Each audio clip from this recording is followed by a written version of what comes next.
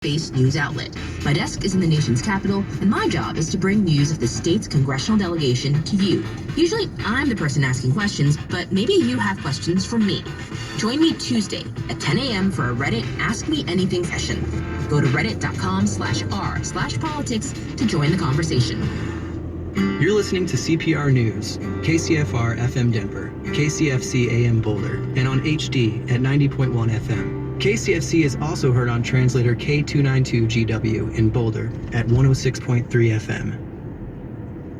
Colorado Public Radio is grateful for charitable giving from members.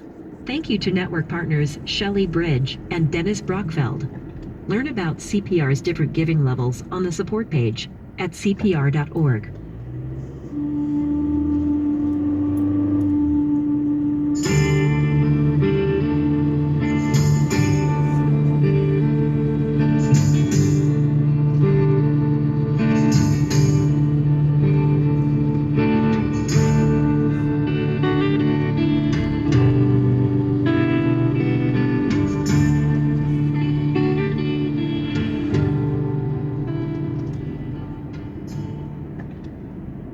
I'm Shankar Vedantam, and from NPR, this is Hidden Brain.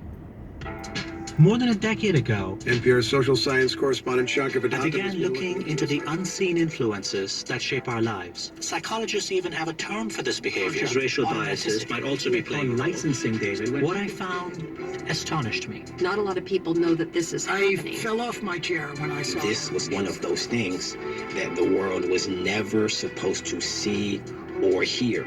Bringing these hidden influences into the light, that's what the show is all about. We uncover clues to our deeper selves, the archaeology of our daily lives.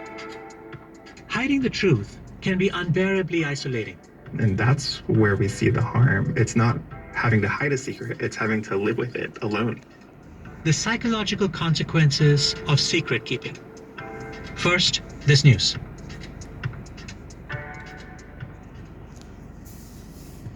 Live from NPR News, I'm Janine Herbst. House lawmakers have opened an investigation into this month's attack on the U.S. Capitol. In a letter to the heads of the leading intelligence agencies today, lawmakers asked for any information that could help them understand whether warning signs were missed. NPR's Matthew Schwartz has more. Lawmakers want to know who in the intelligence community knew about the threats of violence and whether that information was shared with the right people. Capitol Police have said they were unprepared for the ferocity of the attack, which left one of its officers dead. The letter states security and logistical preparations were not consistent with the prospect of serious and widespread violence. It was signed by the heads of the Intelligence, Judiciary, Oversight, and Homeland Security committees. Lawmakers are also trying to suss out any potential collaborators within the government itself. They've asked for any intelligence about people with security clearances who might have participated in the insurrection. Matthew Schwartz, NPR News, Washington. Authorities in Washington, D.C. say they've arrested a Virginia man who attempted to pass a security checkpoint with a loaded handgun and hundreds of rounds of ammunition in his truck. NPR's Jason Slotkin reports the man was arrested Friday night not far from the Capitol. Documents filed in the Superior Court for the District of Columbia say Wesley Allen Beeler of Virginia attempted to pass through the checkpoint in downtown D.C. using unauthorized inauguration credentials. Authorities say that Beeler's truck had several firearms-related decals, including one that read, "If they come for your guns, give them your bullets first." When the officer asked if Beeler had anything that could harm him, Beeler admitted to having a Glock in his truck. Authorities say that in addition to the loaded handgun, they recovered more than 500 rounds of ammunition and nearly 24 shotgun shells. He was charged with carrying a pistol without a license on Saturday. Jason Slotkin, NPR News. Federal prisons around the country are on lockdown as a precaution to stem any possible violence that could erupt in the run-up to President-elect Biden's inauguration. European countries say it's unacceptable that Pfizer will reduce shipments of its vaccine this month as the EU adapts facilities in its Belgian production plant.